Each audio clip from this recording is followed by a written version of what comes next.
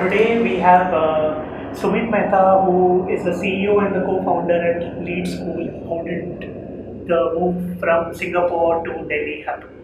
Well, I think they say that the apple doesn't fall far from the tree, right? So both my parents are teachers, and I choose to believe that the germ of this began in childhood.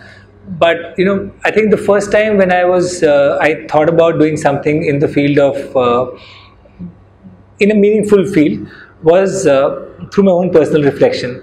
When I went to IIM Ahmedabad, I think that was the first time I was able to reflect on how much I did not know and how badly my education had equipped me because I was in the midst of a lot of smart people and realized that I knew how to ace exams. Okay. But I didn't know how the world works. I didn't know a lot of things, right?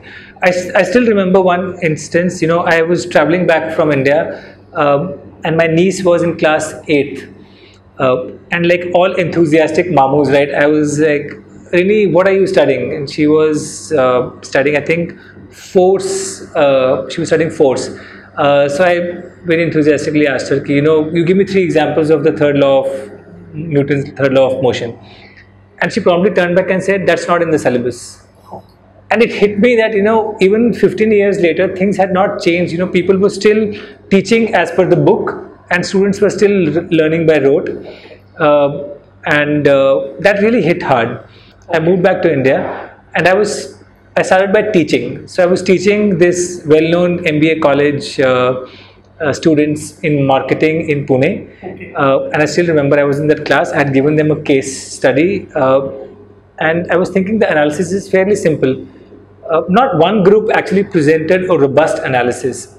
I think that's the moment the penny dropped for me that the issue is actually far back in their schooling because they've just not been given the practice of thinking and collaborating. They're just so focused on answering the question and passing the exam. So then I led this organization called Z-Learn for 5 years. I was the CEO there. We did some interesting work.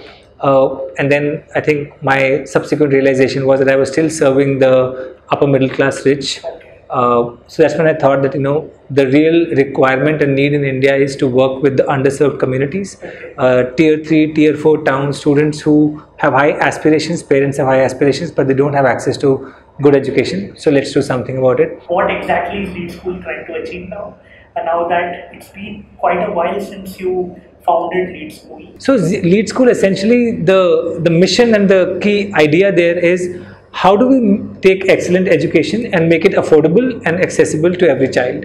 And our hope is that if we are able to do that, then we can make a material impact on India's human potential. Yeah. And really fulfill our initial desire of coming back and empowering our children so that they are able to reach their full potential. So that's really what we began with. But knowing that we did not know meant that we had to first prove it for ourselves that it works. So we first started our school in a village in Gujarat. Okay. And in lean, it was our own school. And in lean startup, they say that the 0 to 1 journey is the most important because that's where you're figuring out whether the solution works. So we spent the first 3 years just running that school. I still remember the first day was 14 children walking into the school. I still remember their names and their parents, when they walked in, and it was a huge responsibility for us. Now the challenge with these children is that the parents have high aspirations. They want English medium education because they realize that's their ticket to success. But at their home, there is no environment of English. In their community, there is no environment of English. And the teachers who serve in these schools, their own background is fairly poor as far as English capability and content knowledge is. So basically, these students are hit with a triple whammy. of just background, factors, and if they have to stand shoulder to shoulder with students from metros, we have to overcome these things. Right? So with this understanding, we started to develop our curriculum, develop our system, and after 3 years, we started to see a difference. And that's when we realized that, okay, I think now that it is working, we've got to now do the 1 to N journey of taking this to more children. What would you think as are one of the key skills that a young person looking to move into the social development sector should have? The social sector, I think, is a dangerous word to use. And I say that because a lot of people take the social sector as an excuse to not put in their best and not to strive for excellence. So if you think about it, and I am actually using a shorthand stereotype, but if you think about it, corporate sector stands for professional excellence and the social NGO sector stands for well-meaning. And I think what really happens is, under the garb of well-meaning, excellence kind of takes a backseat. So my formula is that the intersection of professional competence and well-meaning is where magic happens. And if we can have people who are really good in what they do, whether it is teaching, whether it is marketing, whether it is finance, whatever your functional expertise, you've got to be really good. Then only you have the platform and you deserve to come in a position where you are able to impact people.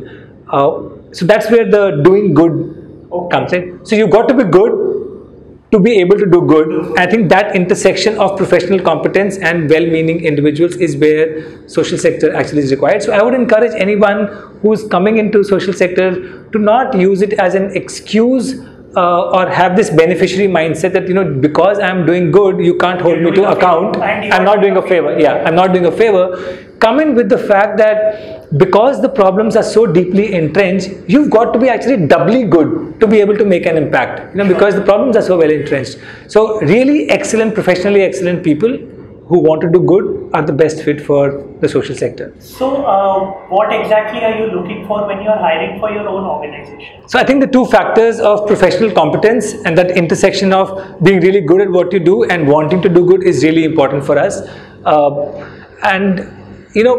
I firmly believe that if a person has the right mindset and values, skills can be taught and knowledge can be given. So we actually look for a match with our values, and LEAD School, what we look for is integrity, growth mindset, courage, empathy, and the desire to make an impact. What are your few reflections from the sector itself?